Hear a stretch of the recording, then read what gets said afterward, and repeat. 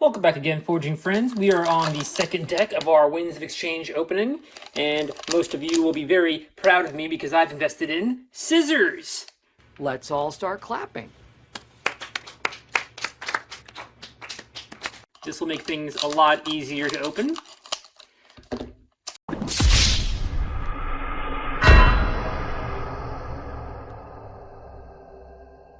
This will make things a lot easier to open without damaging the cards, hopefully. Yes. All right, and so today we are dealing with a deck that has Brobnar, Equidon, and Saurians. We have Alto Sign of the Rogue's Shelter, and we have a very cute looking dog-like token there, and the Archon itself looks like a top-down view of a fish with some kind of spiral inside of it or something, and it's got like 10 eyes, kind of cool looking. I like the bubbly border it has. Let's crack it open and see what we got. All right, drop down the Archon card. Our token is Grumpus, a 2-power creature with splash attack 1. So it can just attack a bunch and, it probably won't survive many attacks, but it can spread out a lot of small damage. So let's see if we have any way to make use of that. Starting off with Saurians, we have Phalanx Strike, an action card with an Amber Pip. Play, choose a creature, deal 1 damage to it for each friendly creature. You may exalt a friendly creature to repeat the preceding effect. Very nice card. We've got the Pale into Insignificance, an action card with an Amber Pip. Play, destroy each creature with the lowest power. That can be really good. I mean, we have both Brobnar and we have Saurians in this deck, so we have a lot of high power creatures potentially. Our Equidon might be low, but this could be good. Very cool. Legionary Trainer is a 2-power creature. Play, make a token creature, and each friendly token creature enters play ready. So we can make our Brobnar token creature and make it ready. Hopefully we have some more token generators. Faust the Great, a 4-power creature, and your opponent's keys cost +1 amber for each friendly creature with amber on it. Play, you may exalt a friendly creature. Always a great card. Crushing Charge, action card with play. Destroy each creature with power 4 or lower and gain 1 chain. Got some board wiping there. The second one of those, wow. Beware the Ides, action card with an Amber Pip. Play, deal 23 damage to a creature in the center of its controller's battle line. A great card to get rid of something dangerous. We got Ballistego, a 5-power creature. Play, you may exalt him, and while he has Amber on him, he gains Splash Attack 3. So he has Amber on him, and he can just do a lot of spread damage to people. Very nice. We got Akia, Lone Hero, a 6-power 1-armor creature. Omni, capture 1 amber if there are more enemy creatures than friendly creatures. So when you're outnumbered, you can capture some on any turn. That's a neat one. Orator Hisaro is a 3-power deploy creature, and you could ready and exalt each of his neighbors for the remainder of the turn. They belong to House Saurian. Can use some stuff off house. Very nice. Legion's March is an action card with an Amber Pip. Play for the remainder of the turn. After you use a dinosaur creature, deal 1 damage to each non-dinosaur creature. This is a rare action card. Right now we have 3 creatures that are dinosaur, I guess. Yeah, all 3 of them are dinosaur. It'd be nicer if we had more. Oh, we have 5 creatures. So not bad. Almost half of our Saurian so far is creatures. So might be able to make a good use out of this. We'll see. We got the rare artifact, Edict of Nerotaurus. Amber, when you play it, after a creature reaps, the next time a creature is used that turn, it cannot reap. After a creature fights, the next time a creature is used that turn, it cannot fight. So this is basically a 1 reap and 1 fight per turn. That's interesting. I mean, we kind of might not want to play that because we have Brobnar in this deck, and it seems like we're going to want to fight, but we'll reserve judgment on that. We have Equidon next. The action card, the Visible Hand. Play, make 2 token creatures. Reveal your hand to your opponent. Okay, so you can play a bunch of cards and reveal your hand when it's very small. Nice. Got 2 of those. Very cool. This one's got an Amber Pip. Nice. The Old Tinker is a 3-power creature, which is elusive, and after reap, discard a card from your hand and draw a card. Some nice efficiency there. Got 2 of those. Got Steward Su'Uzain, just enhanced a bunch of stuff. 2-power creature. Got the Shrewd Investor, a 4-power creature with elusive. Play, you may have your opponent gain 1 amber, and then if you do, capture 4. Pretty good. Shopping Spree is an action card. Play, discard your hand, draw a card for each card discarded this way. You can refresh your hand. That's pretty cool. If you really need to do something big and you don't have the answer in your hand, you could potentially do that. That's neat. Gemcoat Vendor, a 6-power creature with action, steal an amber, and deal 1 damage to Gemcoat Vendor. Potentially steal a lot. We have the Belligerent Guard, an 8-power creature. It's got a draw pip. He enters play ready, and your opponent draws a card. But with this one, both players draw a card when you play him. Very cool. Auction Off is an action card with an amber pip. Play Purge an artifact. Its controller gains 1 amber. Okay. I mean, we could probably play that on our own artifact, that Saurian artifact that we might not play. Anyway, we'll see. Market Crash is an action card. Play Destroy each non-token creature and gain 2 chains. Good to have another board wipe there.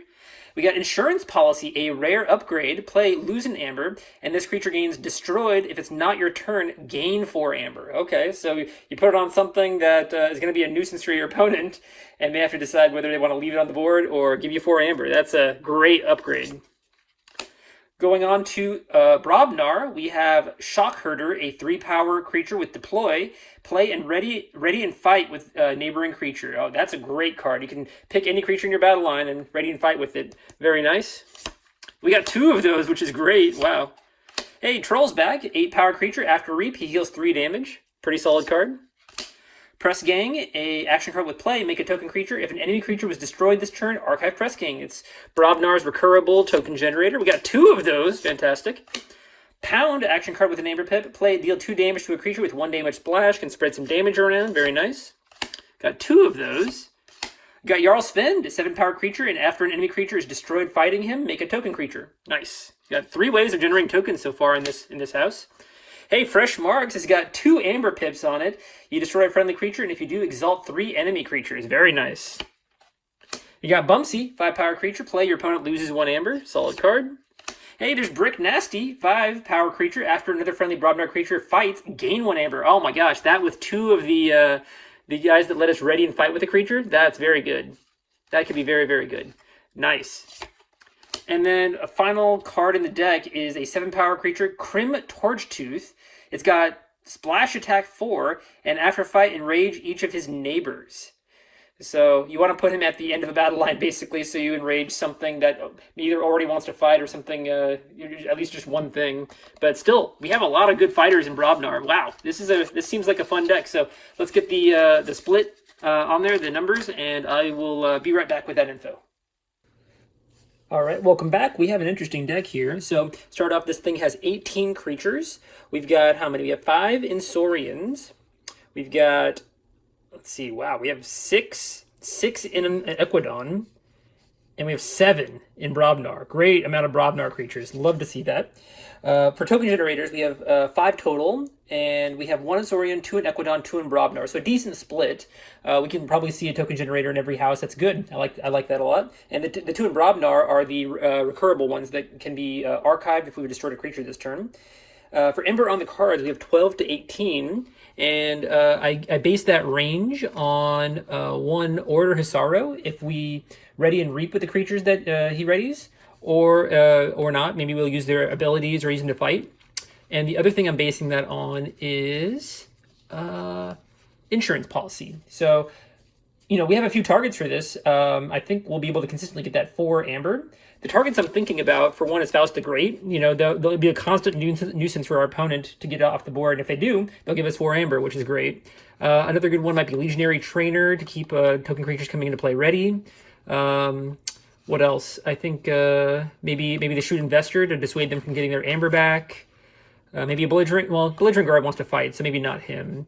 But definitely something like Brick Nasty. That'd be cool. You know, every time we fight, we get an amber, and this is going to be a constant effect on the board, unless they feel like it's worth it to get rid of him and give us 4 amber. So yeah, we have several good targets for it. But in case, you know, we get it and we have to get it out of our hand, it kind of whiffs.